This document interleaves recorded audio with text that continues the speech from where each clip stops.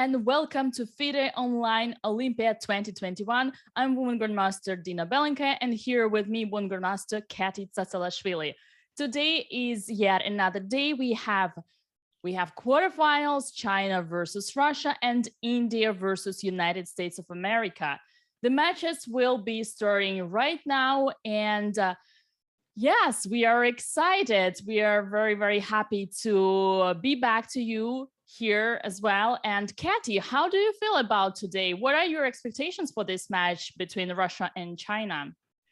Well, in the semifinals, we have the strongest teams of the Olympiad: China, Russia, India, and USA. So I think we're gonna see a lot of interesting games, maybe also some upsets. Looking forward to see the first match. China versus Russia is the strongest one, I think.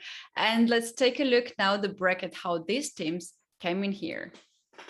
Indeed, China beat Poland and Russia dominated over Hungary, and today they will be facing each other. We will also have yet another match later on today between United States of America and India. These are semifinals, and United States of America beat Kazakhstan in quarterfinals, while India was dominating Ukraine.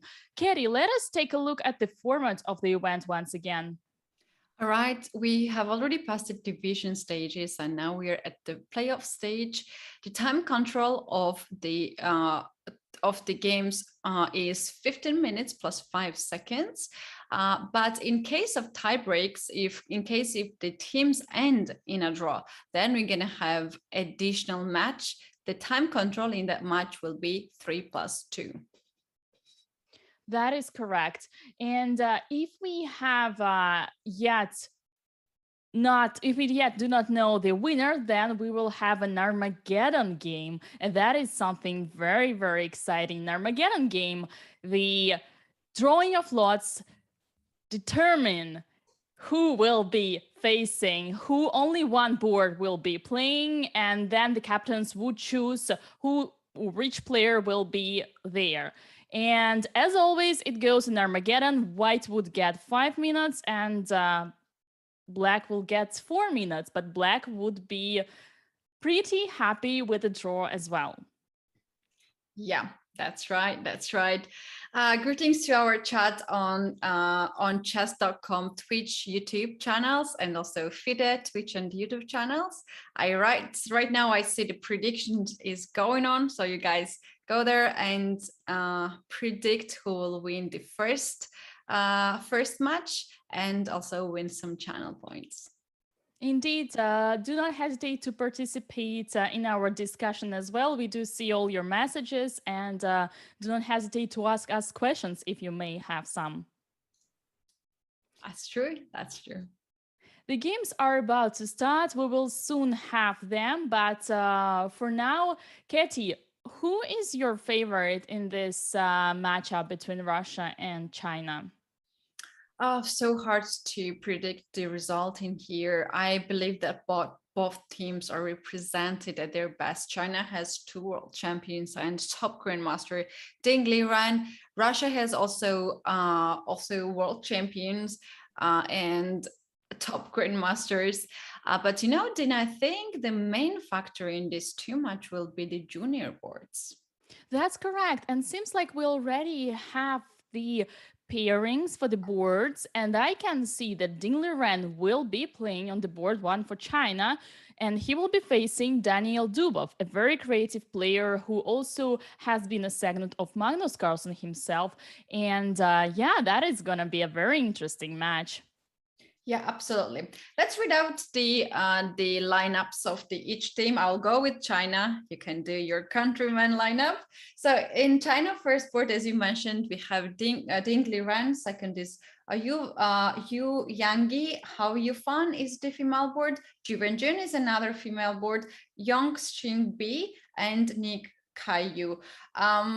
So far, China has more or less similar lineup as yesterday, but I see the junior board, they changed the player. And now we have Wang Xiu, whose rating is 2380, and he will be facing Andrei Asipenko.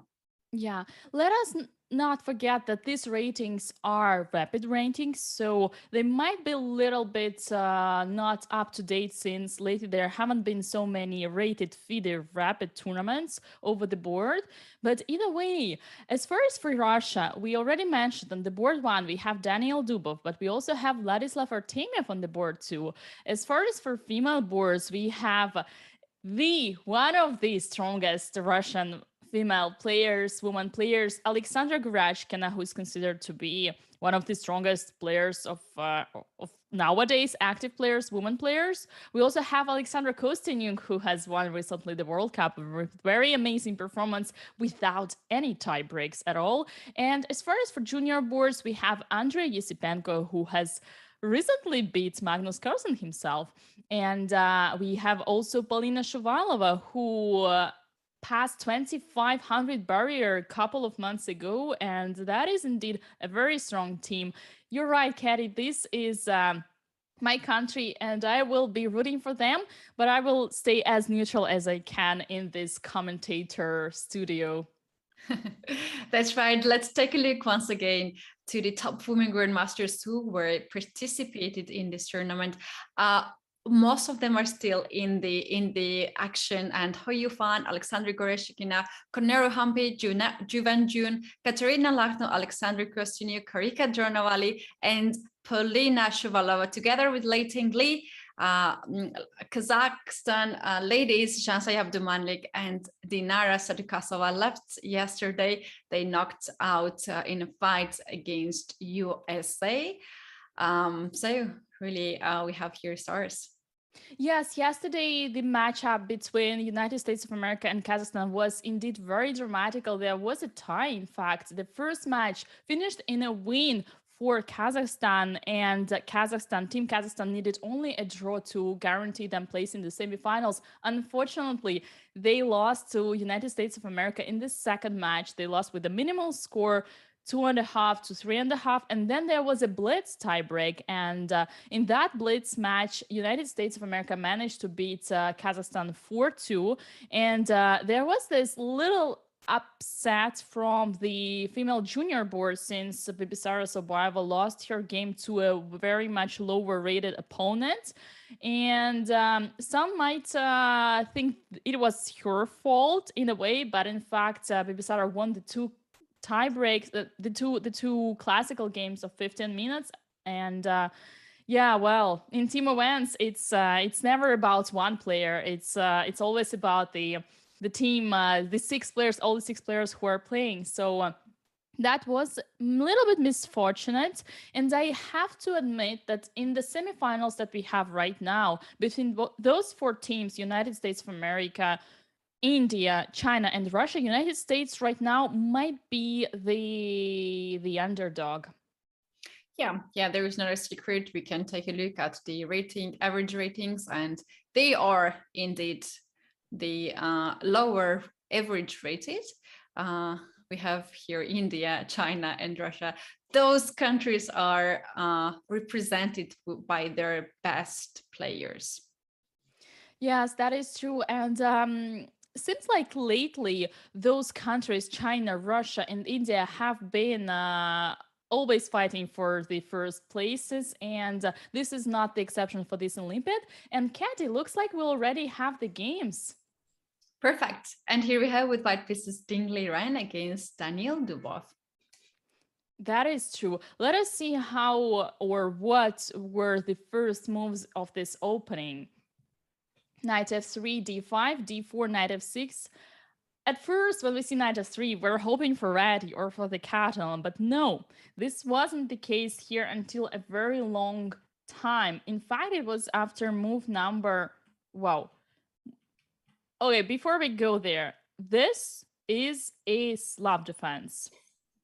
We got into a Slav defense with this knight h4, bishop g6. Now here the idea is that white tries to trade the most active piece of black, and that might be actually a good idea. But look what happens here, Katy. All of a sudden, white plays g3. And I have to admit, I'm a little bit surprised by this move, since it doesn't look pretty natural to me. The idea of this move might be to get knight on g2 f4 to be still very active, looking forward for d3 square, or just to guard h4 knight in the lines. After knight e4, white will have an option to capture the knight on e4, and h4 knight will be discarded. But also, honestly, it looks a bit weird for me too. Yes, that is correct. Now that I look at the theory, in fact, you will not believe it, but it is a first line. We have 44 games played in the base with G3, and yeah, nowadays this is chess. Sometimes moves can be not very logical, but if they are played, if this is the theory, then it means that it has been proven correct. Yeah, we might see in few moves why white played g3. And here we go with d takes c4, bishop takes c4, very natural thing. Bishop h5, and now things get absolutely not logical at all, because at first we thought that the whole plan of white was to trade this bishop, but look at this bishop right now. Dark black's light squared bishop on h5 is now being traded to the white's bishop, and this makes to me honestly not much of a sense. Yeah, that's interesting played by. I still don't understand the move g3 after all, to be honest. Maybe we need to take a deeper look with that. It's theoretical move, it's the main line, and seems like there is something behind it. But what happened in the game, Dina? Black just managed to trade light square bishop. White has pushed those pawns and weakened the light squares, and maybe this is Dubov. We might see h5 from him. Oh no, he castles. He castles, and now the advantage that white gained instead of having taken the bishop is that he has the big center. And we know for sure, starting from our early steps in chess, we know that this is one of the main targets for any player. When you start the game, you want to have the center. In fact, the first move you do is taking the center, and guess what, the second move you do is also taking the center with the pawn. So here white has the center, and normally it would give white advantage. Now we have this c6 and b6, and also the queen on h5.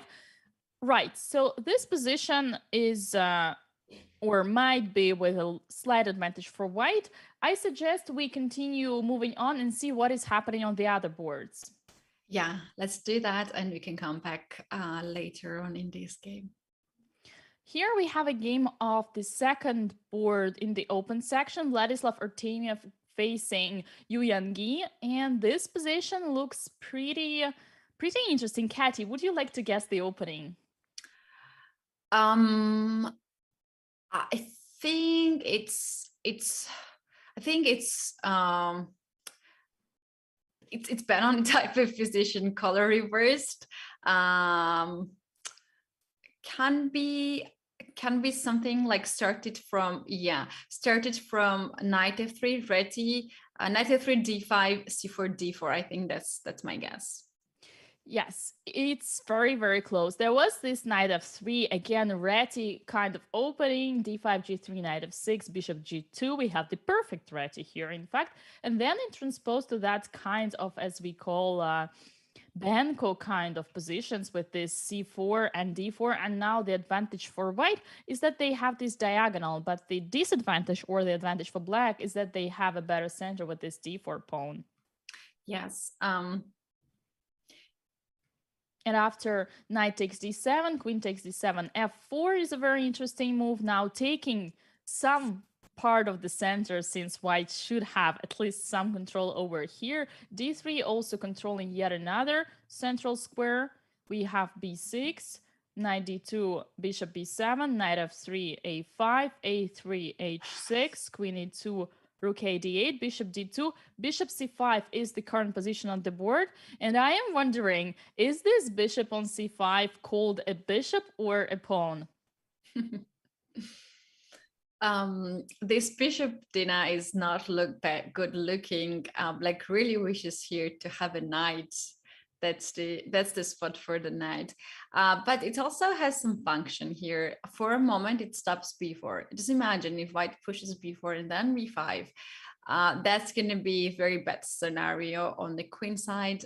Rook will be rook a7 will be the next move, knight e5 and so on. So this bishop here is a bad bishop, bad looking bishop, but with a good heart and stopping b4 coming forward. So yeah, we all wish this bishop to be knight, or the bishop will be to be somewhere else. But you're right. In the future, black has to take care of this bishop, has to improve the bishop.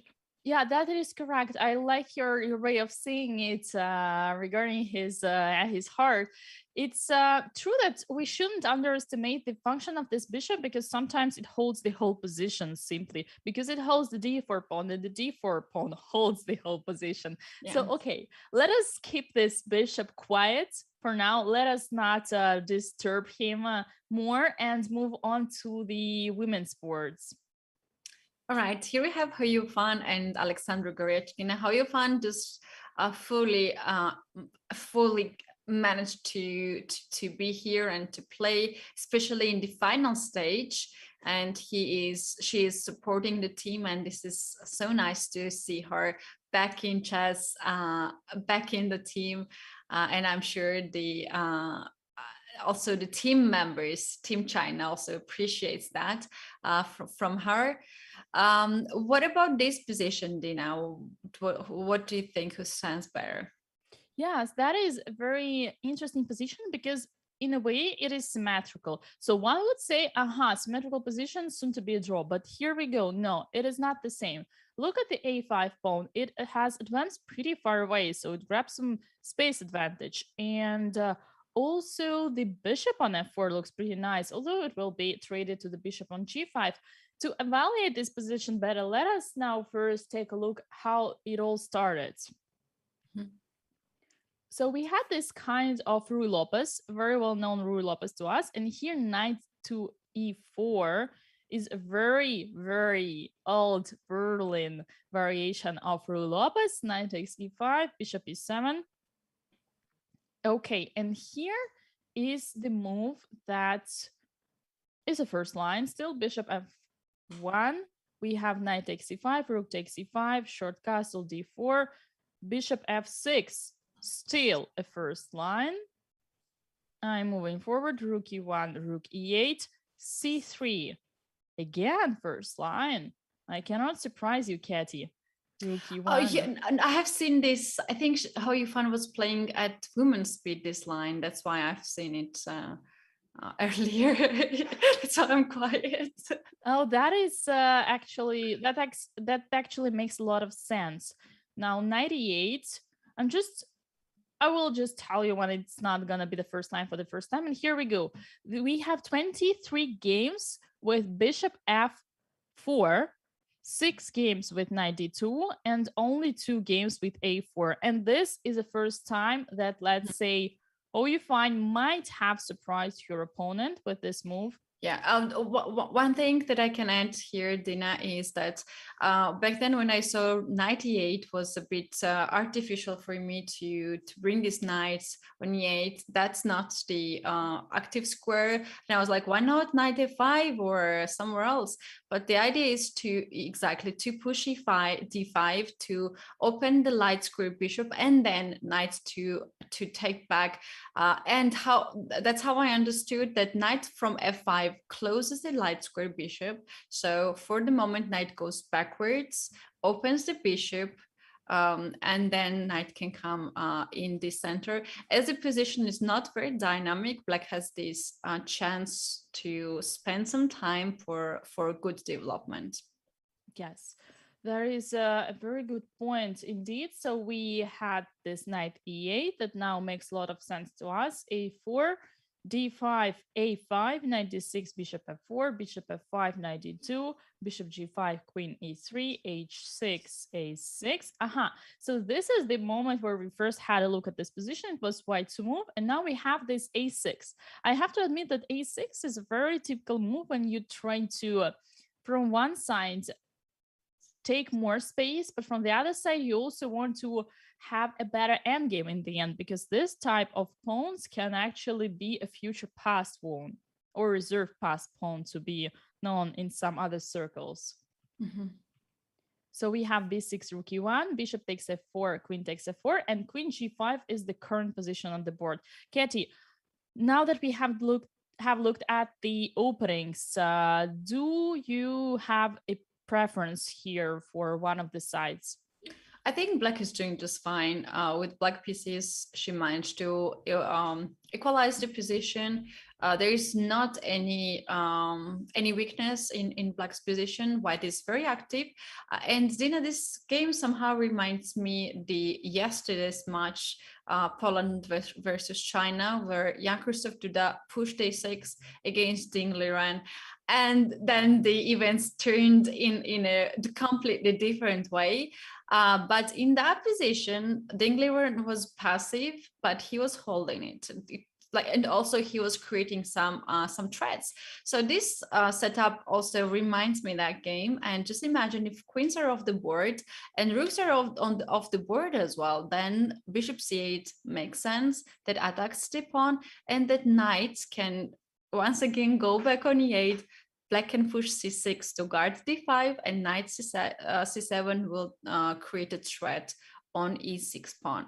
So I think Black is just fine here, and this is the minimum achievement you can do when you're playing against very strong opponent with Black pieces. You cannot really ask for an advantage, right? If the opponent plays quite precise. That is actually a very good reflection to that game. I agree. I had this feeling. Haven't we seen this already before yesterday or in the top division? Yeah, and that is correct. There was indeed that game between Jan-Krzysztof Duda and remind me, what was the opponent? Ding Liren. Oh, yeah, Ding Liren. Yeah, right. I suppose these two players might have seen the game as well. We'll find out more about it later. Let us move on to the second women's board. We have Alexandra Kosteniuk here with white pieces facing Zhu Wenjun. Alexandra Kosteniuk has just won the World Cup, and Zhu Wenjun is the reigning world champion. So that is an interesting matchup indeed. Yeah, it is very interesting. I think this position is from sort of Catalan when Black also goes with g6. And look at this structure. White is not having the best pawn structure, right? A and C pawn are not connected, and that's not the best scenario. I'd really wish this step pawn to be on B file or on D file, but it's there. But somehow White's all the pieces are so active, and also this C5 pawn gets so much of the space. So I think that White is here more active. Yes, that is actually a good point. Let us briefly see what were the moves. Indeed, Katie, you were right. That was this Catalan with both bishops on fianchetto, both bishops fianchetto. And here we have short castle, knight f6, d4, and then c4, and then Black took on c4, giving white the center. And now let us see, and then counterattacking the center. And eventually we got this pawn on c5 starting from the move 8, and it stays there until the moment we saw. Okay, here we go. Indeed, white is very, very active throughout the whole way. Now we have the trade of the light squared bishops. One would think that it might actually weaken the white's king, but apparently there is not so many pieces for Black to use those weaknesses, so it doesn't make them weaknesses. And queen c6, bishop takes g7. This is the current position. Now what we see as an achievement is that white also traded the bishops that would protect the Black's king, and queen on c6. Computer gives equality to this position, but we have some human factors to assess it. As Katie said, we have this pawn on c5 that might be a weakness, but might be a strength. I guess here everything will depend on who will enter to the 7th rank first. Yeah. Also, Dina, the time sometimes tells us a little bit more than itself. The physician seems like to me that Black was worried of White's very active play, and Black was spending more time to find the most correct way to avoid any complications, and that's why here we have 4 minutes difference, and it's already in the end game, and in the end game it is luxury to have a time and to find a proper plan and to find the way how to continue the play. Yes, that is true. And now, after the changes in the pawn structure after b takes c6, I actually clearly prefer white here because not only white's rook has the open file, but also the c6 becomes a weakness now. Knight attacks it, and black's rooks are very, very passive. One of them is protecting the c6 pawn, and the other one is being blocked by by her colleague. And that is why Black tries to play f6 with the idea to play e5 and kick out this knight. Rook a b1. Look at the rooks of Alexander Kosteniuk. They both control the only open files, so there must be an advantage for white. But here we go, rook c7, f4, stopping the e5, and now it is black to move. Mm-hmm. King f7. F7, yeah, she's trying to centralize. I think she also wants to trade a pair of knight here, just 96 maybe, and rook endgame might be safer. As this knight on d4 creates so much danger. Another plan can be e5 just to push that and then to bring the pieces in the center. But after e5, I would be really worried about d6 square. Because look at these rooks, b1 and d1. They are so ready to enter any place which are open to get. Yes, I would actually once again insist on the human aspect of this position. We have so many achievements for white that we clearly see the advantage for white. Computer does not agree. I guess once again, we will see later on what will be the outcome. We still have two more boards that we haven't seen. These are the junior boards. We have Wang Shixu, who is here with white pieces facing Andrei Yusupenko. As much as a year ago, China doesn't have a rating favorite on the open junior board. That might be their weakness. Katy, you already mentioned it in the early beginning. Now let us see what brings us this position.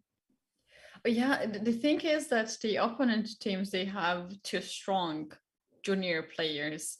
As Russia and India, I can't recall USA junior player, but when it comes with the Russia and India, and they have already well-known grandmasters, very experienced grandmasters who are playing top tournaments.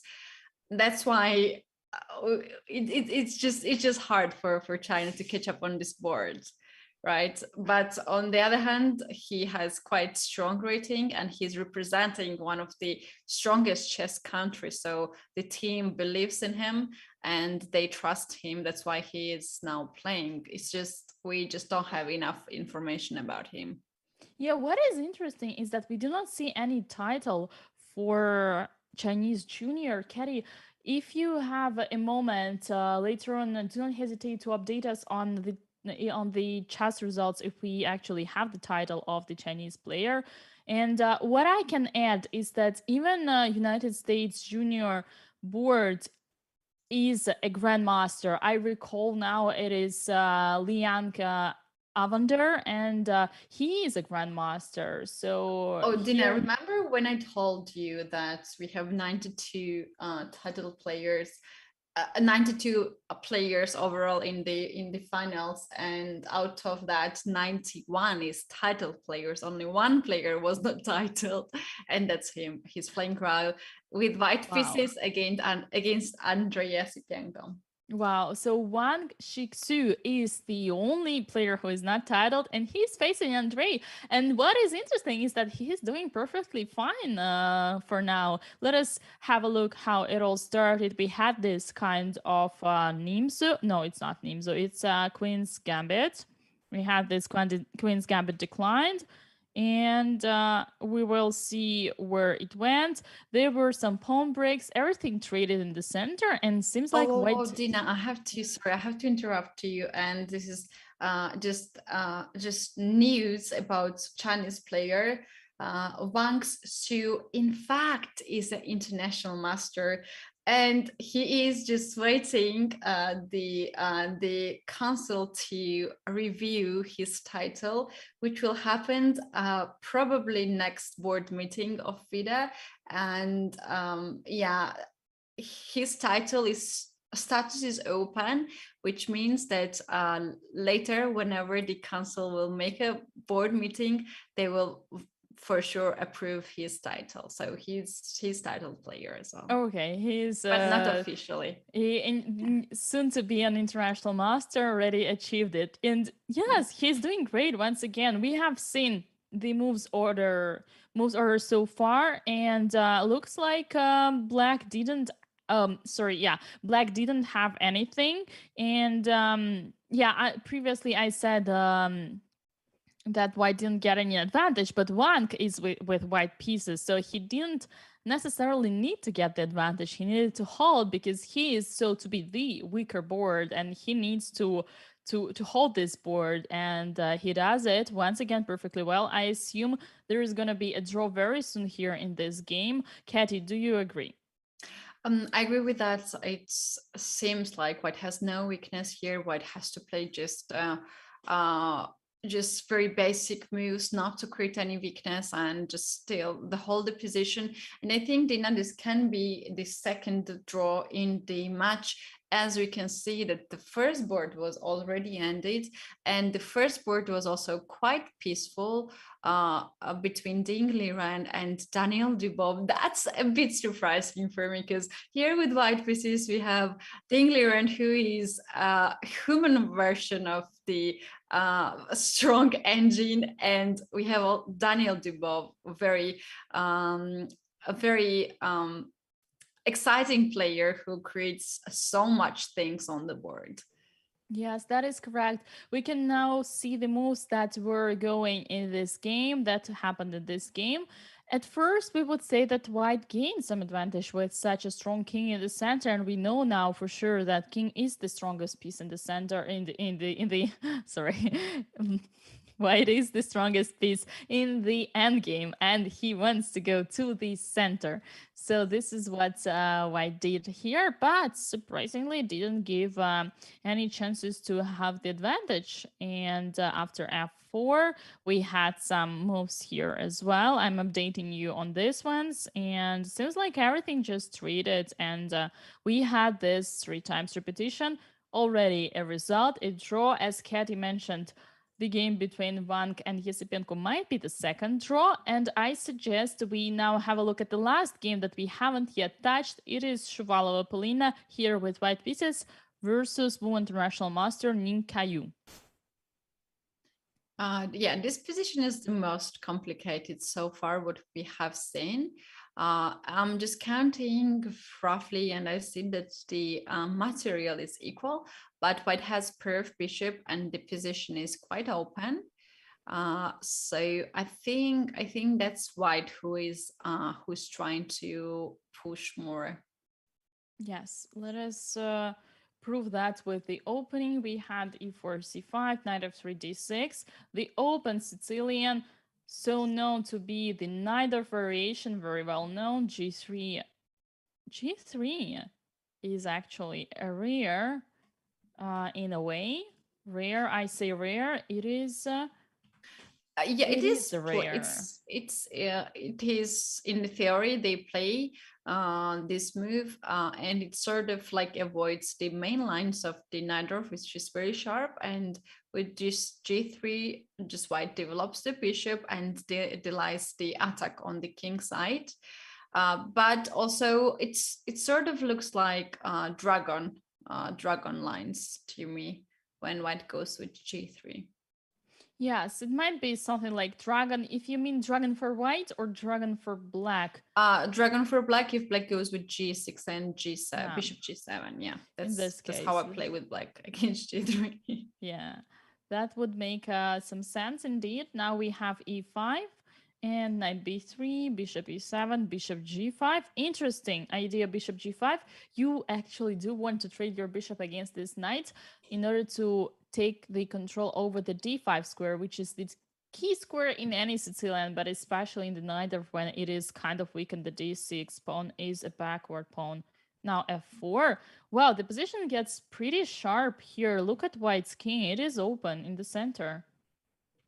We had short castle, queen d2, and d5 pawn break. Wow, this game is very complex. We might not be willing to stop right now at every detail. We'll just see where it brings us. And if we have time, we'll get back to this analysis later on. Queen c8, short castle, rook d8, queen f2, a5. A normal idea to push the knight on b3. Now rook a d1, a4, rook takes d8, queen takes d8, knight d2, knight c6, knight takes e4, bishop a2. Wow, everything is happening so fast here. h4, our favorite move, carried the move that we sometimes do not understand. Here I doubt it was a misclick from Polina, unlike yesterday. h4. h6, queen a3, queen a5, rook d1, rook d8, king h2, queen b5, queen c3, rook d7, rook d2, rook d8, bishop e4, queen h5, bishop f3, queen f5. I'm going really quickly for this stuff. g5, h takes g5, h takes g5, bishop e3, knight e5, and this is the position that we have right now. Oh boy, hard to evaluate, Katie. Only 10 seconds for Polina. I'm afraid that Chinese junior player is just pushing too much.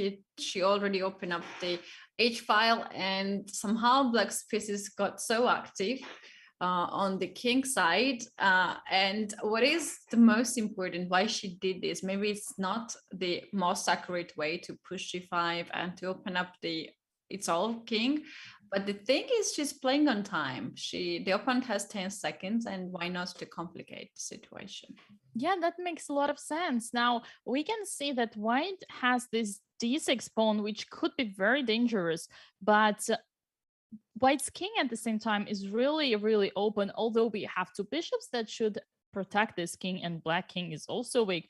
But so much tactic here. We have rook coming to c2, queen is on f5 trading the c2. This is an interesting game, and now that we look at it with only seconds on the clock for Polina, I can update you that we only have the results in Artemiev and Yu Yang game, and we also have how you find in Goryachkina. All the three games finished in a draw. We might have yet another draw from Yesipenko. It means that the key boards would be for us Kosteniuk and Shuvalova.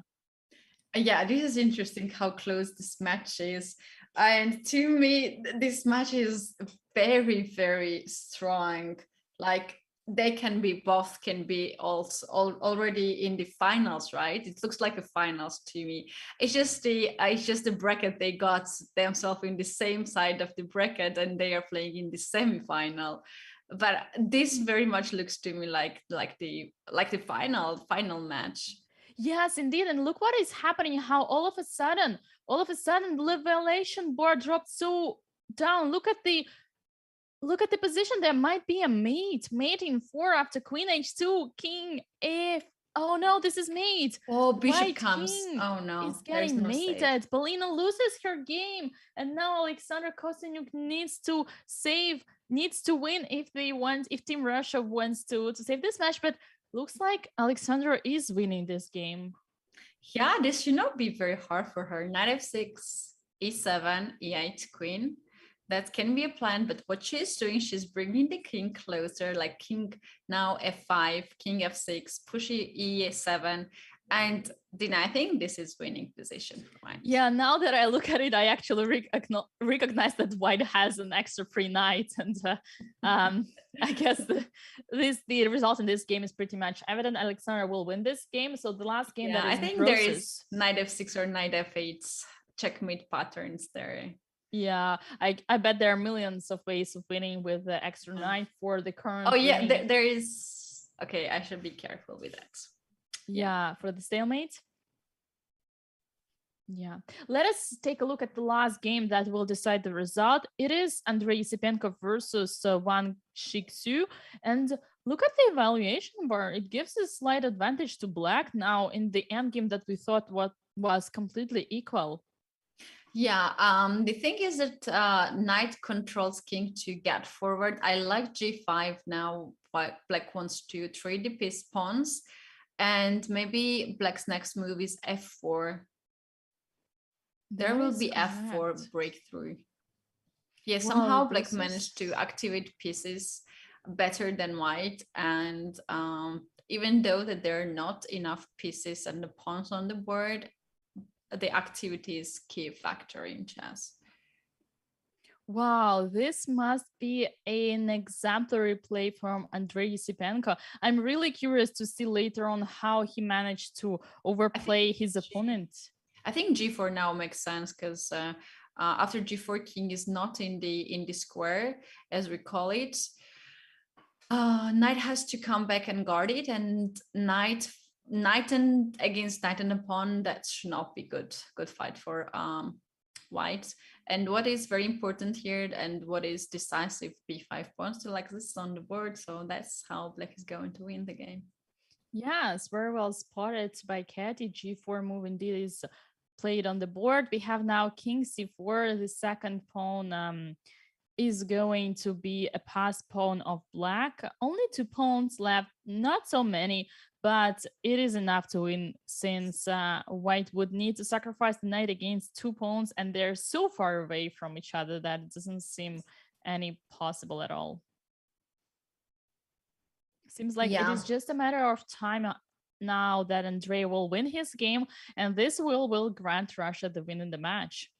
Yeah, Dina, that's I think white is a bit hopeless here as in the case like if white sacrificed the knight for b pawn, then g4 pawn is untouchable. You can't bring your king on f4 and capture the knight because then black will push the g3 pawn.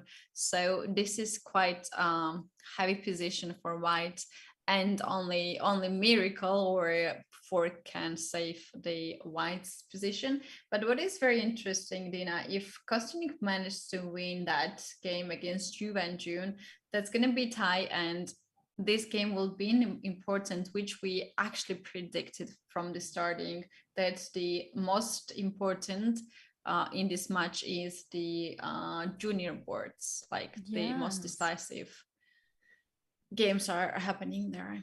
That was a very good prediction. Although I have to admit that looking at the second women's board, I see unlike in other like okay, not unlike another. I see that in the matchup between Jun Jun and Kosteniuk, the rating favorite is Jun Jun because Jun Jun is now is in 26 club and she is higher rated.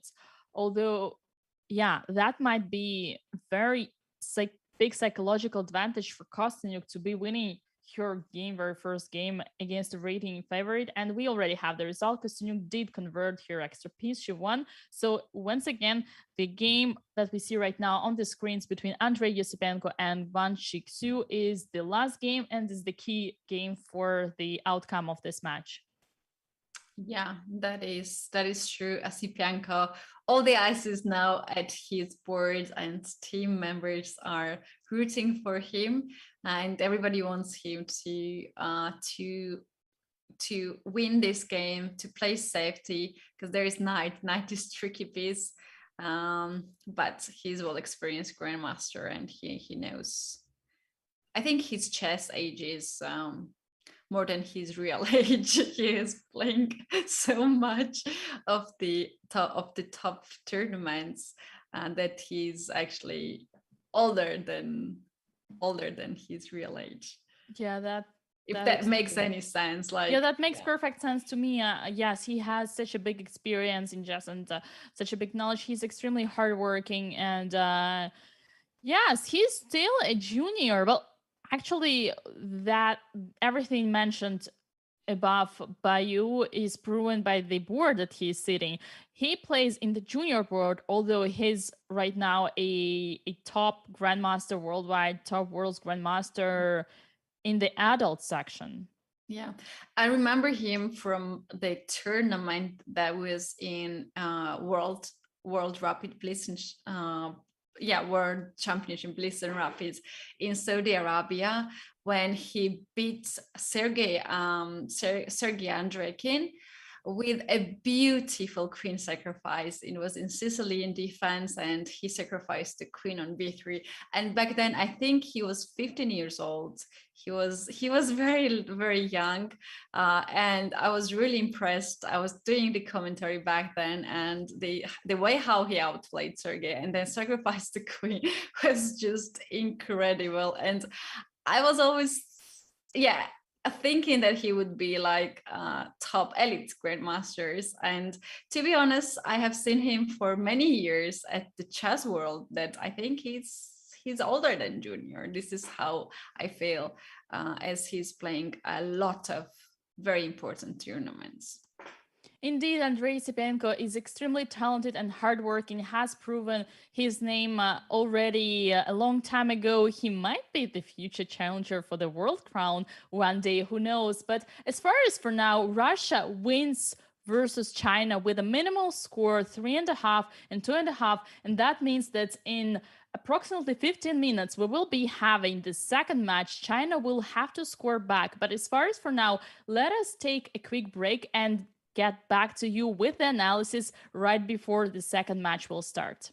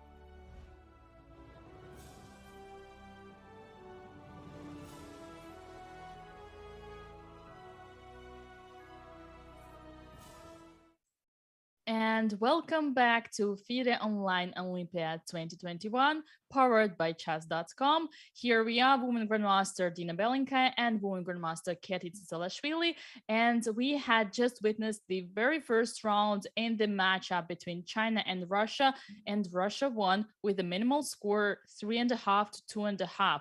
Now we are ready to welcome the second match. China needs to win. Katy, do you think their chances to win are high? Oh, well, they have to try their best. And the chances are, of course, there, as this is Team China and they have top grandmasters in the lineups.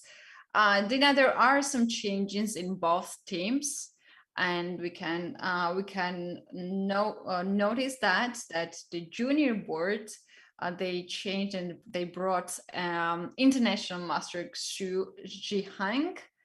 The rest of the Chinese team is the same. And there is also the changes in Russian team, Dina.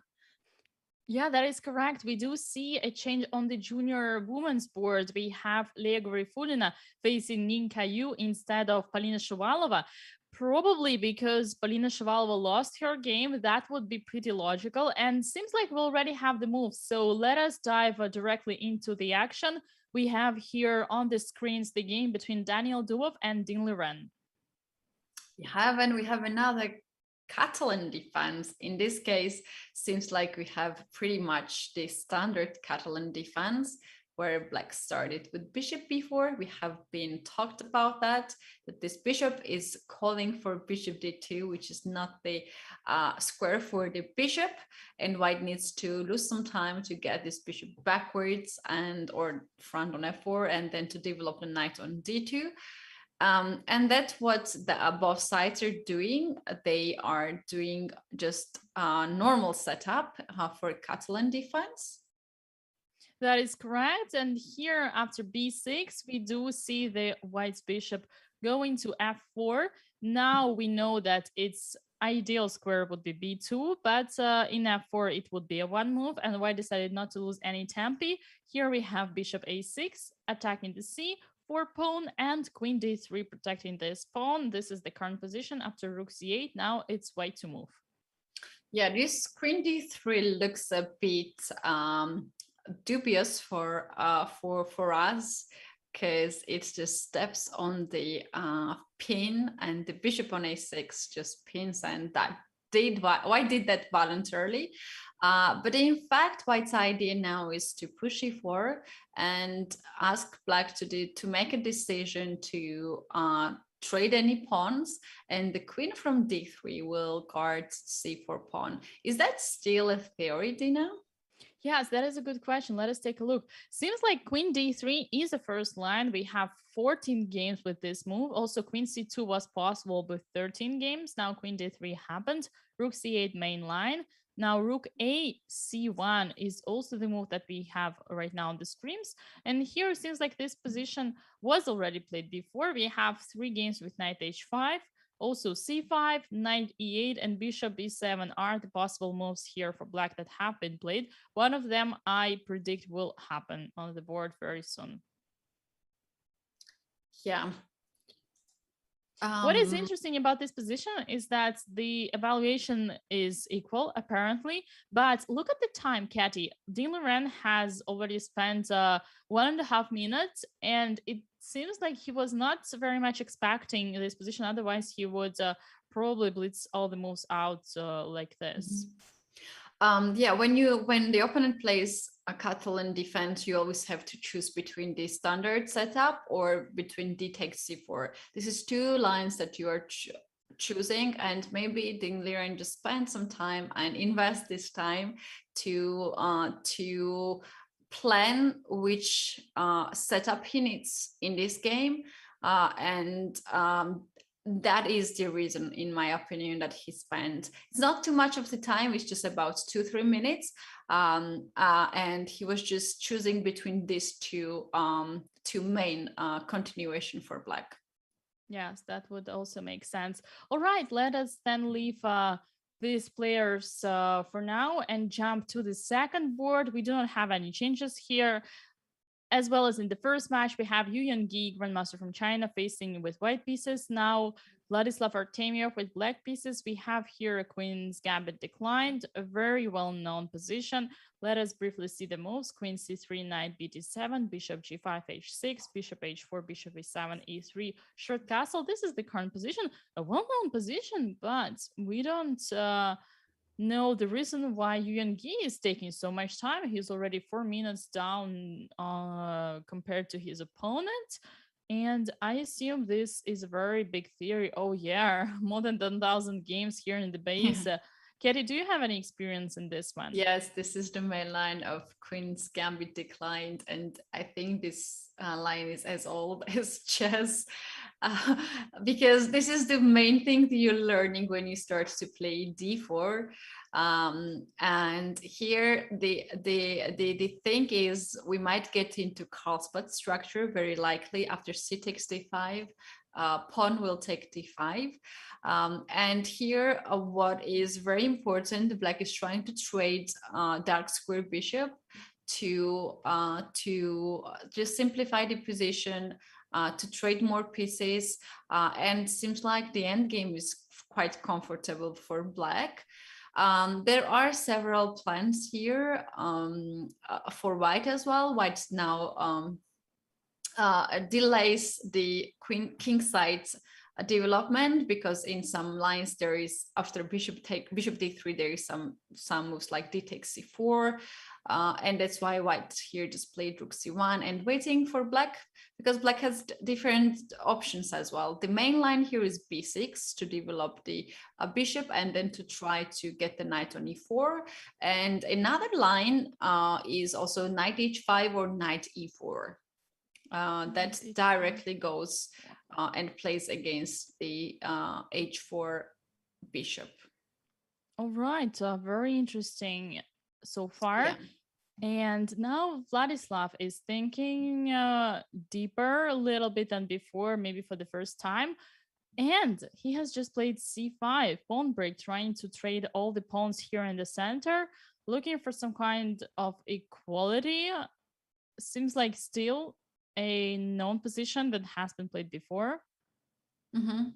Yeah, here white can play c takes c5, pawn takes c5, and bishop d3. And that would lead us to the isolated pawn structure, which would be also pretty interesting for white. For everyone, because in isolated pawn, so many things might happen. And the thing is that white has more comfortable play here, like castle on 95 to start the king side attack. If black close the center with c4, the bishop will come on b1, and white will be ready to play queen c2 and put up this very strong battery on the king side to attack the king side. There are also some crazy moves like g4, Dina, can be that too. Wow. To straightforward attack the king with g5 ideas. And if black goes with passive setup here, b6, bishop b7, that allows white a lot of good lines like knight e5, f4, castle, rook f3, rook g3. So I am a bit surprised here by Artemiev that he pushed c5, but perhaps he has something in his mind. Yeah, and we have already the move in the game that was d takes c5, now avoiding all those kind of isolated pawn structures for white, but we might still see the isolated pawn. Oh no, actually that is still possible. That is still possible, isolated pawn. You know, Katie, I wanted to add that normally in those types of positions with isolated pawn for black, when we have the knight on d7, it is in a way misplaced because it blocks the bishop, and it should be on c6 normally, this knight. So I would say that with the isolated pawn and the knight on d7, white would be better here. But once again, we will see what happens later on. I suggest we continue moving on. We have still 4 more games that we haven't seen. We have Russian women. We have women boards. We have Alexandra Goryachkina. This is interesting. Once again, facing Hou Yifan. Alexandra Goryachkina is unofficially said by many to be the strongest active player nowadays for women's section, and Hou Yifan is also the strongest player, but less active. I mean, the most rated player, the highest rated player is still Judith Polgar, but she's not active anymore. Hou Yifan is semi-active. So I say this matchup is pretty principled for both of the players. Yeah, it's quite tough for both of the players. They both want to, prove that they are the best now, and this can be very personal, as those ladies are fighting for that title. What happened in the first match? There was a draw. That's actually also quite logical a result, as they are not trying to make any complications in the line, and they are choosing quite standard lines. And for instance, now we have this Carlsbad structure. I think we had here once again the Queen's Gambit declined, and yeah, that is very much correct. With this a6 move that became very popular nowadays, recently, quite weird move, but gaining so much popularity once again. And the yeah, idea and is to it's get Dina. This is how Yifan plays. Like, she is still updated with all this new theory. Like, yeah. see, she's That is a updated. very She's good prepared for this tournament. that is a very good point. With all the all the occupations she has nowadays with your work as a professor in the university, she still finds time to be up to date on the chess openings as well, and that is indeed fascinating. Yeah, and what's also very interesting, at her level, she knows so many lines. She has so much of the understanding of chess. Like, even just one sentence from the coach can be enough for her to understand completely why this small detail a6 on move 3 is important. So maybe she did not really spend an hours to analyzing it, but she got that from the coach, and she got it just immediately because she has experience to play this opening, and it makes sense for her, and she understands why a6 is important here. Yeah, that is correct. We might add that normally this is not the thing that we suggest to play to beginners, because you shouldn't be moving your pawns from the side so early. Yeah, first move you take the center, second move you take the center, and then you start thinking about your pieces. Then you think about your king, but not about your A or H pawns. But here we go. There is some kind of advantage in this move. For black, it's that you take under control the b5 square, and you might actually get a better version of some well-known lines. And I guess this is what is the case here. So far, we have this position after bishop f4. Now, bishop f4 is a critical moment, I would say, because it's just a trade and we would get ourselves to a very different pawn structure. Katie, I have to admit, I have no idea how to evaluate this one. I think white is playing on the momentum right now. F5 is a threat. The king is still not castled, so black knight has to move on. G6 makes king side even more weakened. So I think knight b6 here is the move. Knight f8 will stop castling for a long time. So after knight b6, very possible there is some tactics here, like, or something like f5 with idea next to play either queen e2 or castle. And I think the g4 is something that black is worried here. G4, 95, g5, f6. And even though those pawns are doubled, they are strong pawns. Yeah, F2 keeps the king safe. F5 attacks the king. I think that's the best teamwork here for the double pawns. absolutely sounds like you and me, these two double pawns. That's a good example.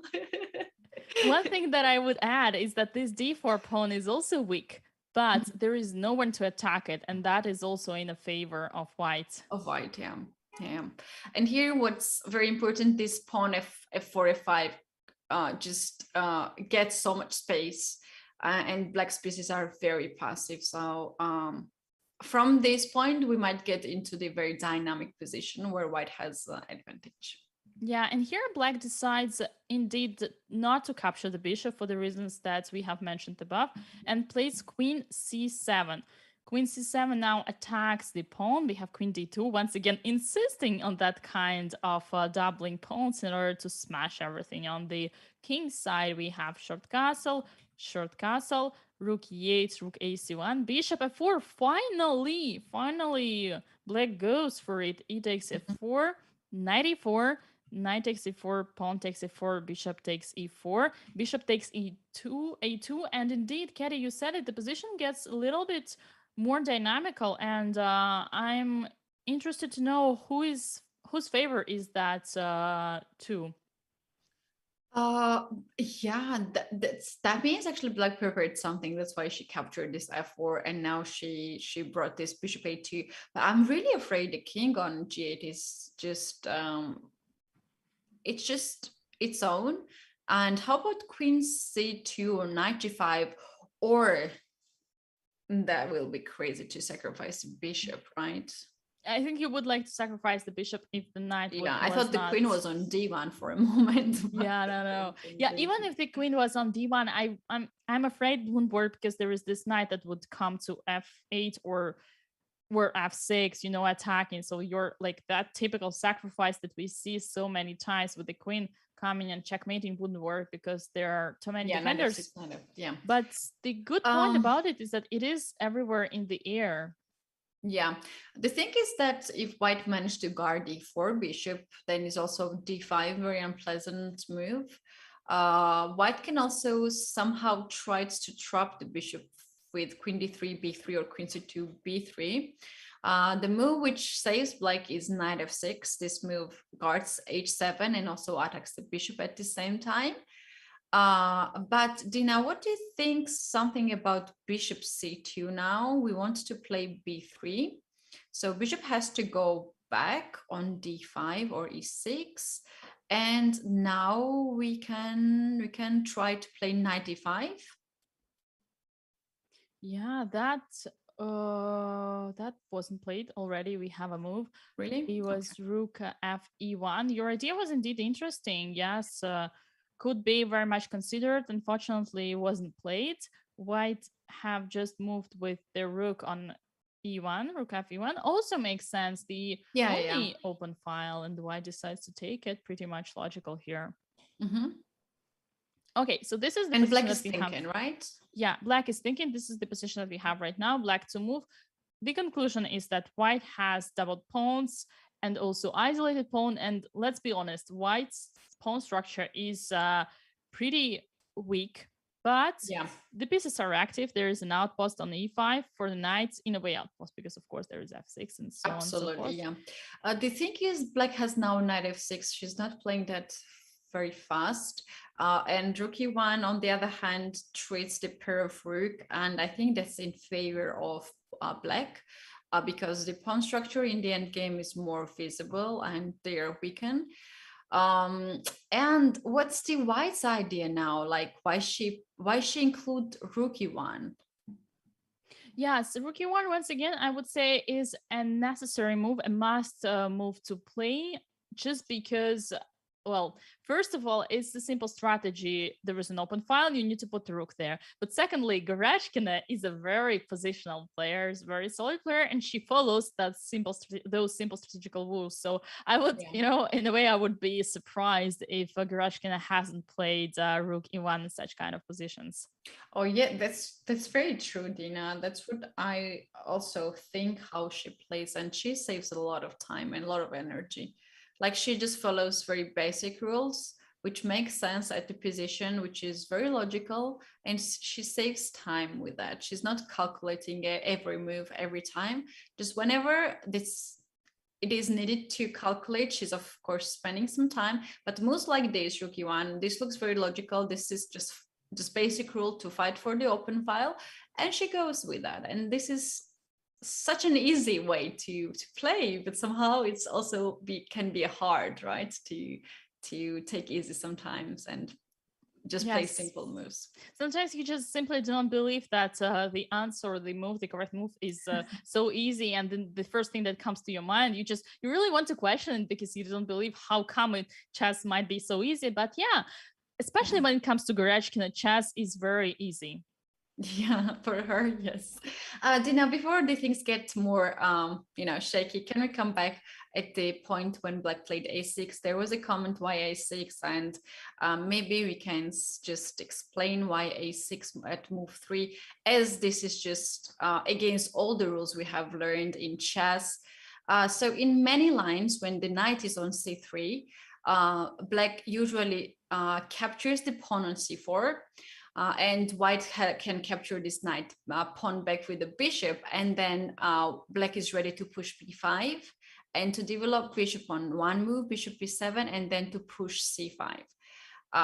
So in many lines, this can transpose to Slav defense, and either it guards the pawn and Black has an extra pawn in the center, or it can be also, if white managed to get this pawn back, then it will go to Miran type of position in Slav, and Black can push b5, develop the bishop in one move, and then to push c5, and Black has very sharp play there.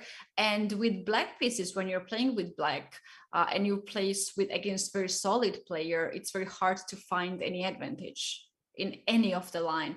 And a6 is kind of move that, you're ready. If your opponent allows you, you can get in the sharp position. If your that's why white here captured d5. So white is not allowing Black to capture d5. Yeah, so that makes sense. white just avoids this move. And in these lines, Dina, in Carlsbad structure, we do know that white's main idea here is to start the pawn attack, minor pawn attack on queenside b4, a4, and in that case, Black has to include a6. Always has to include a6 to get rid of this pawn, open up the a file. So it makes sense for Black to play this move a6 at the move 3, because it is useful in Queen's Gambit decline and it's useful for Slav defense. Yeah, that makes actually perfect sense after everything that you explained. So in a way, with a6, Black provokes or forces white to go to the Carlsbad structure, where Black will already have a tempo up because a6 in either way is a useful move in this kind of structure. Yes, and this is very, very deep details, Dina, but there is also some situations like Black is delayed knight f6 move, because if you play knight f6, that allows bishop to come on g5, then white has a3, bishop d3, knight e2, and very, very sharp position. So in Queen's standard gambits, Black starts with bishop e7 development. So yeah. Oh, actually, we can make, if we have some time for that, like from the beginning, d4, d5, c4, e6, knight c3, and yeah, Black here goes. The main line is bishop e7, just to avoid bishop g5 move, and Black is giving this tempo white. And yeah, after this, knight f6, and if you play now bishop g5, that's okay because I can castle. And when white plays e3, that's not dangerous because knight has already developed on f3, and knight will not go back on g1 and e2. So there's not this attack with f3 and e4 in the center, which is very powerful. And myself, I was so scared when I was kid of that. Like when my opponent was playing already f3, I was thinking that I had already losing position, which is not true, of course, but it's quite unpleasant. So because of these nuances, maybe it looks too much right now, what we just explained, but that's the theory of Queen's Gambit declined. And those players are looking for very small nuances too. And that's how they are building up the advantage, right? Yeah, this is in fact a very, very well explanation indeed, because the very basic ideas are explained in very simple words. And it is, yeah, I agree with everything you mentioned before. And moreover, I even find something very useful for myself. So thanks for this deep analysis. Not problem. And now I suggest we go to the women's board. We have still 3 more games that we haven't covered. We have, yeah, let's go to Kosteniuk and Jun. This is interesting as well. Yeah. Okay, who here. stands better here, Dina? Yeah, that is a question I was thinking of as well. Seems like it is an endgame. Oh, look at the evaluation bar after queen d4. It is not happy at all. Queen d4 forces the queen trade, and now giving away this pawn. Traded for, I mean, I suppose knight With takes. knight even, yeah. But now we have this and bishop c6. Seems like an equality. We should not forget that Team Russia is happy with the draw in this match. So the strategy might be simply to hold on all the boards and not to lose for any of the Russian players. Queen Yeah, d4, that's true. knight takes d4. And now a computer says that after bishop takes b7, knight takes e2, king somewhere like, let's put it to g2. White has a small advantage here. Could be because of the space advantage and also of the fact that White's king might be closer to the center and to the opponent's camp. Let us see how it all started. We have this Catalan once again, Catty. For all the Catalan lovers, I think we had 10 times more Catalan than London, for instance. That is so popular nowadays in the Yeah, online London is chess. more like Blitz online opening because it's fast, you know how to set up, and you don't make the mistake on the way because it's easy to remember.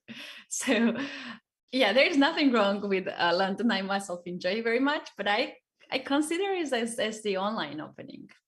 Yes, and here is a very interesting move order. So we have seen many times that in Catalan there are two ideas for black. Either you try to not, either you take on c4 or you do not take, and these are two completely different strategies. So so here black decides to take. We have this queen a4 trying to win the pawn, and here bishop b4, bishop d2, bishop e7. And now look at the move. It is not that popular as one would say. Bishop c3, pretty original way to put your pieces with the idea, I believe, knight to d2. And putting the bishop like this seems pretty ugly for now, but the pawn on d4 is not blocked, so might actually make a lot of sense. Katy, have you seen this move before? I have seen the opening, but bishop d2, bishop c3, not to be honest. All right, let us continue. We have rook b8, very tricky one with the idea to play b5. So white plays knight e5, bishop takes e5, d takes e5. Now we continue with knight d5. Seems like it hasn't been played before at all. After bishop c3, there were two moves that were played before in the game. It was short castle and bishop d7. So starting from rook b8, the complete novelty. We have knight e5, bishop takes, pawn takes, knight d5, queen takes. We have this kind of middle game. We go really briefly for this because we have so many games and the time is running. So after this, queen takes d4, bishop takes b7. White goes for this endgame with some kind of advantage according to the computer. And now let's see if white manages to how we Okay. say, to Actually, this is convert. very typical Catalan advantage. So you have this pawn structure, pawn chain on the king side. You get your king activated. You can even go up to e4. Then later, but she's going now to the queen side as the a pawn and the c pawn are not very much connected. And the thing is that black's king is very passive, and black's king don't have any access to any of this file. And I have played these positions with black too, and I was like thinking I can hold it. But when white starts to push me on the queen side and then on the king side, I cannot hold the position. So white can also push the pawns up to fifth rank, and there is breakthrough on the seventh rank, sixth rank, or white is creating some weakness. So this gives very comfortable play for white and also risk-free play for white, because there's no chance that black can create here any danger for white. It's just a very quiet position where white is the one who tries to break through. All right, a clear, small, tiny advantage for white. We will see how things go a little bit later. I suggest we move on. We have still two junior boards that we haven't covered. Yeah, we have to see the game of Asipenko and Xiu. Something very interesting happened there. And we just see the pawn on b2, pawn on f3, how this happened, and White actually has an extra piece. Wow, let us take a look. What was here played? Oh no, it was a Pirk defense. This is not considered as a stable opening at such a high level, and especially against Yesipenko, I bet he shouldn't have any trouble to guarantee himself an advantage here. G4. Mhm. All right, very sharp direction with G5. I say principal, very principal way to react on it. Knight G3, position is so sharp. And here, apparently, after E4, White gets an advantage. We will see how things continue now that we have so many things in action. Oh my god, this is so complicated. Look at this D5 move now. Bishop C5, King H8, Queen G4, Rook C8, Bishop E6, Rook C7, Bishop G5. This looks like Black is getting dominated everywhere. Seems like a very big advantage for White. Now let's try to see why. This is the position we have right now on the board. White is having such a big advantage. I think I know Yeah. why. White is an I extra know what piece. you're gonna say, Dina. White is an extra piece. White has an extra piece, but the bishop on g7 is a pure tragedy for Black. Yeah. It's just so bad piece, and I know you're so sensitive to bad pieces. Yeah, that is correct. That is correct. Here, I would say it's two factors. It's material advantage, extra piece, and it is also strategical advantage.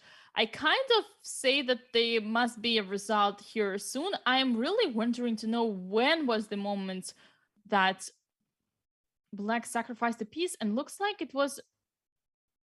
Am I? Oh my boy. This was actually such a long time ago, Caddy. It was move number 10 that Black sacrificed the piece. And I bet we didn't pay enough attention to this, but 94 was a piece sack.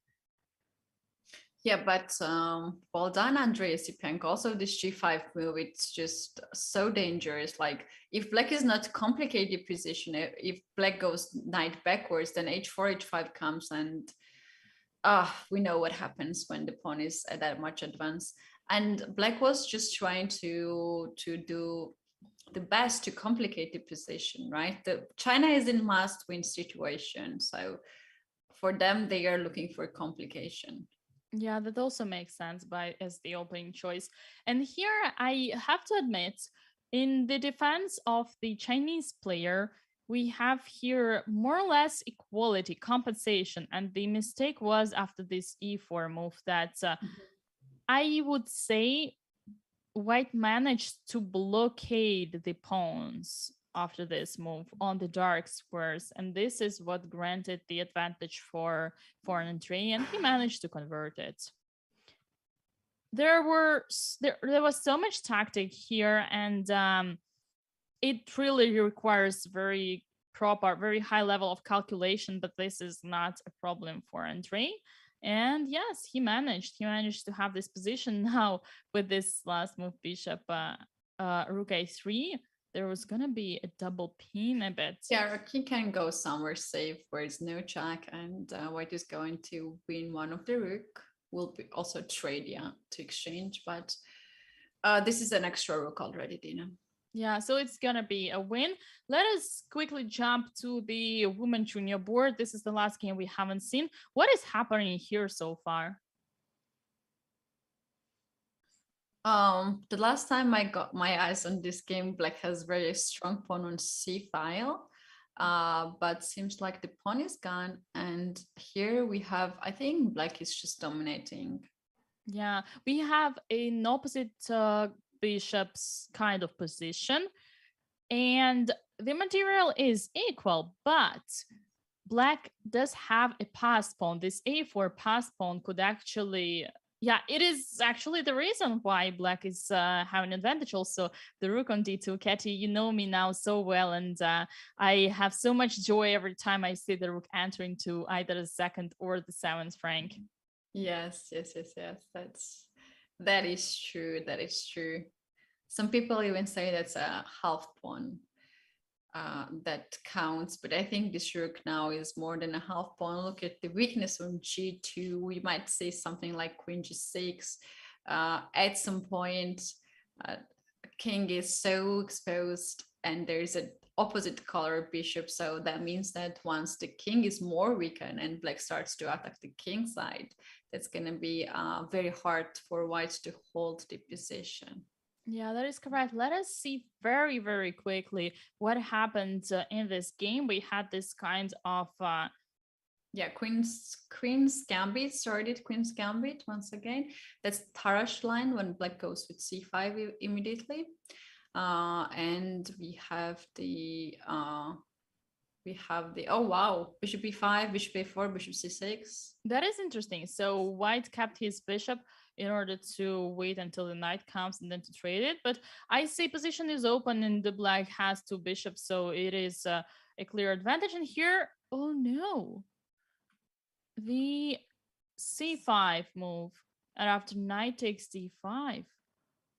Wow, this was a blunder. This was a blunder. Apparently, this was a blunder. Oh, okay. We continue, we move on. We do not have much time. The game continued with this c5 pawn. Oh, sorry, c4 pawn, Katie. You were talking about it. It came to c3. And then we had, well, okay, we had some inaccuracies. Let us move on. Just very quickly see what happened here.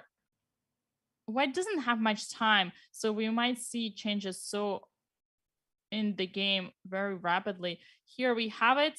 Katy, this is the final position. And okay, white is also trying the white's also trying its best, but the bishop on it, light square bishop guards f7 really well. Okay. Everything was, oh, that was such a big advantage for white here, but after rook f8, can we play bishop e5? That's a funny move. Bishop e5. The idea is to sacrifice the queen on e6 and then to do this windmine. I think we have to look at this position here. There was -3 apparently for white. Simply have to check and king moves somewhere, and rook d2. In fact, there was no attack from white. Even rook d1 makes sense, Dina. Even rook d1. Yeah. Rook d1 doesn't work for some reason now that I have my helper near me, but it is rook d2 apparently, and this is the only move. Yeah, just believe me. And here black got a little bit worried and played rook f8 prophylactics, but giving a little bit away all the advantage. Here we have this sequence. Wow, Katie, this is a roller coaster. Look at this position here. Don't tell me black blundered a pawn, because after a3 there is a simple check double attack. That's a very, very important pawn. Black could save that pawn very easily with bishop e3 and still keep it go. Right now, still, this is not done yet. After bishop f1, which makes sense to attack g2 pawn, there's bishop f2, which saves the position for now. And the bishop is also hanging on f1, so very likely white will put the pieces together and will try to defense, but I don't believe that there will be anything more than a draw. That is a logical result, but you know what? This is actually okay for Team Rush, even if it's a junior board. It's the board where they're supposed to dominate, because if we jump quickly to the first board, we already have the result. Apparently, Daniel Dubov won his game against Dean Liren, and the last time we left them was somewhere that's here. That's a big result, Dina. That's a big result. It's not easy to win against Dean Liren, because he's one of the most stable chess player and not loses much of the game. That is correct. And now I show you very quickly the moves that we have in the game. Everything seemed to be okay so far, and we need to spot the moment where things went wrong for Dean. And where was that? Oh, seems like this c4 gives d4 square. Starting from that moment, white gained an advantage. How interesting. Yeah, another two results, Dina. I will surprise you, not surprise you, just make you happy. Esipienko managed to convert the big advantage, and as well as Kosteniuk. So far this is 3-0, and basically there is no chance for China to even to get themselves into the tie breaks, because they lost the first match, and the second match they can do maximum draw, Wow, tie this the is match. fascinating. Yeah, which This is not enough for them. Amazing score by Russia. We can already congratulate Team Russia, but let's not forget about other players who are still playing. We have Alexander Goryachkina, Hou Yifan. I suggest we see how this game ends and then jump into analysis of all those games we have missed. Katie, look what is happening here. Hou Yifan is about to win her game. Yeah, the plan here, Dina, can be to get this king on the king side and then to try to enter. Well, if this sounds too much, black can also push here c5, just trade that bishop pawn, and then to attack f pawn, get a pawn, and bishop endgame with 2 extra pawns is just winning. That is true. And after a single repetition, sacrifice of the pawn, and now both pawns fall. This is a very big upset for Alexander Goryachkina, who I believe really wants to prove how you find that she is not gonna be #1 rated active player for a long time. Yep. Yeah, something went wrong here for Goryachkina, and we just witnessed a very good technique of Hou Yifan. This to give up that strong pawn, which is already on a2, it's not easy decision. But this with 2 extra pawns, bishop in the game, is clearly winning. And the technique can be just to get this f5 pawn and then to push this pawn, and then at some point white will be forced to give up the bishop, and black has additionally second pawn on c6. I don't believe that Hou Yifan will push this pawn unless she has to. I think she will keep this pawn as far as possible, and she will simply push f5 pawn, and will try to win. Yeah, that is correct. Makes a lot of sense. Oh, yeah, that is the last game we have in this match so far. Yeah, we have some comments here, but there's reason that Hou Yifan has her technique. Her technique is amazing. Her technique is amazing. And no matter how many years she will not play, she will still have a technique. So yeah, that is true. If there is something that you might let's say lose in terms of like a form or shape, yeah, you're as an athlete, it might be tactic, it might be some speed, practical skills, but not when it comes to end game technique. Yeah, you might lose this. You might need some time to catch up with the openings, some novelties. You might be a bit low in tactical skills than your opponent, and you might be a bit low with the processing, but the technique will stay there forever. Yeah, that is correct. And now we will simply see how Hou Yifan will convert her game. It is also a very interesting position if you want to learn how to convert in the same called bishop endgames when you have extra pawns. Yeah, look at this, what she does. Like, she brings the king on g2. Now f3, f2, f1 is impossible to avoid. King from g2 also helps the pawn to be pushed on f1.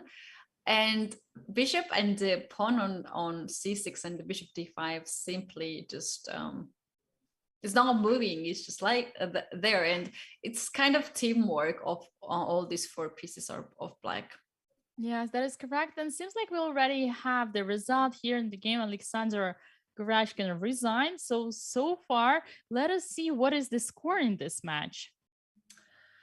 The score in this match is 4-2. We do have two draws. That's Artemiev against Yuvangi and Leia Leia. against King Ning Kaillou. They made a draw, and also Hoyofan managed to win. Rest boards, Kosteniuk, Yasipenko, and Daniel Dubov pushed the team into the finals. It's already the finals, right? So here we are, officially announcing that Russia has won their match against China in the semifinals, and Russia advances to the finals, which will take place tomorrow. We do not yet know the time because it will depend on the outcome of the other match, which is between United States of America and India. It will depend on which team will advance because it will depend on the time zone and the timing, which will be better suited for the players. But so far, seems like here we are, Katie. We have the first finalist of the Online Olympiad 2021. Yes, and congratulations, Dina, to the victory of Russian team. They managed to beat one of the strongest chess team, and they are dominating lately in many fields, team competitions, individuals, and they have world champions in their team. But Russia managed to win with the strongest lineup we could ever imagine. Congratulations to you, Dina, and also to all the chess players and the chess fans who were supporting Team Russia. And we're gonna have more excitements later today, USA against India. Another very interesting match for the semifinals. Let's take a look now at the schedule. Indeed, we will have India versus United States of America, next matchup for the day, which will start soon. And yeah, Katie, that is going to be yet another interesting matchup. Let us now take a look at the bracket. We see already Russia in the final, and she will be facing either India or United States of America. Me, myself, I can say that India is a clear favorite by the lineup of the players, also by rating. United States of America will have a hard time, but they will try their best. And it's also rapid games that sometimes can be decided in blitz as well. So there is also that point of luck in a way that can sometimes decide everything in chess.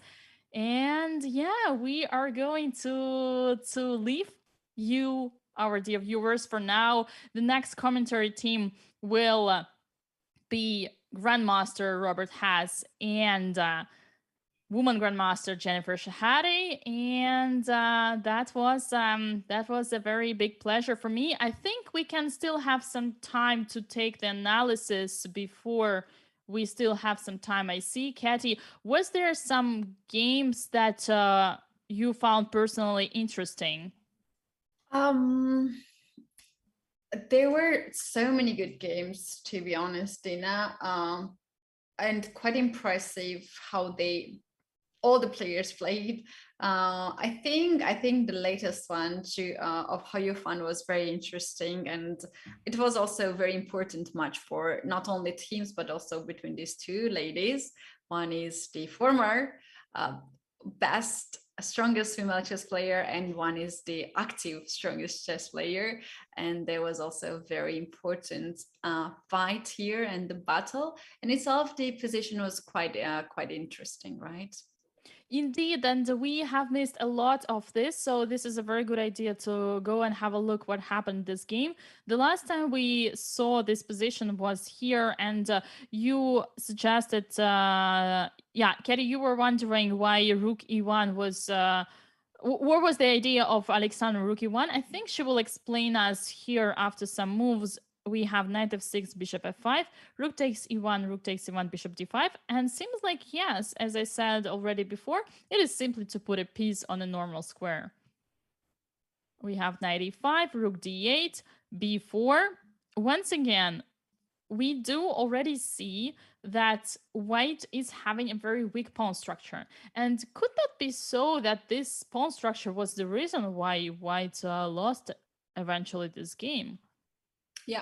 Yeah. Yeah, as I mentioned earlier, it was when you have this pawn structure, double pawns on F file that also weakens D4 pawn, you need to have dynamic position. If you get into the end game, those pawns are just simply the weakness. And seems like Koyofan just outplayed that end game. If we have some time, Dina, there is a suggestion that one of the best game in this match was Dubov versus Dingley in the second game. Yeah, seems like indeed Hoifan did outplay Goryachkina step by step here at trading the queens. And let us see how it all went for Dingley Ren. So we left this position over here and we said that apparently c4 was the mistake because it gave white the access to these squares. We have now d4 and knight jumps to d4, and yet here we go knight e5, bishop f4, rook fc8, and seems like after rook fc8 the evaluation bar gets completely crazy because after e4 pawn break white gets a very big advantage, and it was spotted by Daniel Dubov. Yeah, beautifully played, beautifully played. And well, yeah, I just wonder who do you support from our chat to Team India or Team USA. You guys can spot that. You can just make some noises in the chat too, just to let us know how many supporters those team have in here. And yeah, that's very important match for this tournament. And soon, today, in few hours, we will know the second finalist, and that will be facing Russia in the final.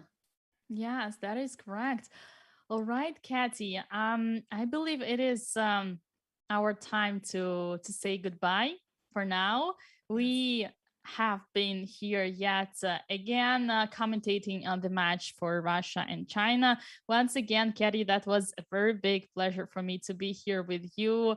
As always, let us remind the time that we have for the start of the next match: India versus United States of America. And that's gonna start actually very few minutes. We're gonna have new team joining very soon. The show is not ended. We just have to leave. It was a lovely journey. I think it was more than 1 month this whole tournament, which was incredible, and I had so much joy to see teams coming from first stage, second stage, and then to top stage. And now we had all this starts, and somehow the Olympiad is amazing game. You have these top players and elite chess players, and you also have those players who never heard of, and you're just learning those new people and just discovering new names. And yeah, it was a beautiful journey, and this is not the end yet. Soon we're gonna know the winner of the Online Olympiad 2021. Looking forward for that, and gonna stay with you guys too. Thank you everyone for in the chat for being so supportive and so active. Thank you, Dina, for very good company. And yeah, we'll be also observing the rest of the actions, because this is not the end. I will just remind our viewers that the next match will not start immediately, unlike the previous ones. We will once again we'll remind you once again the time. It is 3:30 Universal Time, so stay tuned, do not go anywhere. It is gonna be in a few hours, and you will find out who is gonna be the team. As far as for now, once again, let us say goodbye and see you soon. Bye.